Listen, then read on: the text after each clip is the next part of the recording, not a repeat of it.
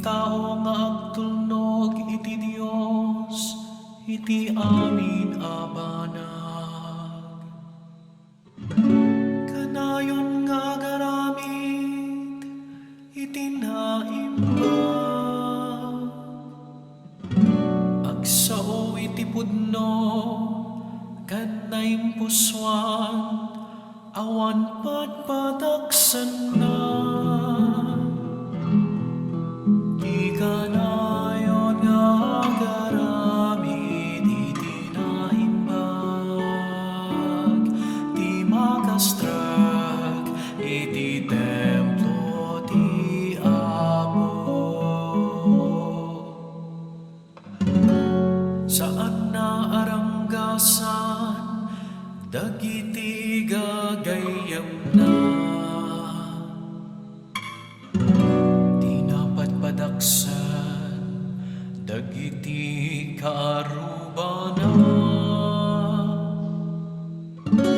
Uyawan na dagiti umsyan ti Dios, dayawan na dagiti agtulnog iti Apo. Di kanayon nga garamid iti naimbag,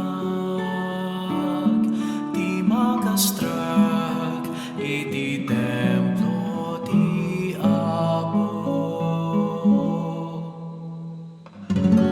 Di napanakan dagiti pautang na, ken di mapasuksukan nga agsaksi.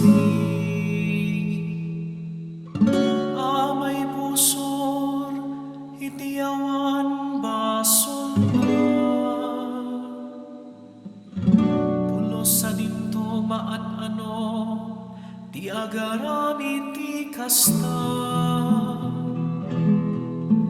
Di kanayon nga garamid iti naimbag, di makastra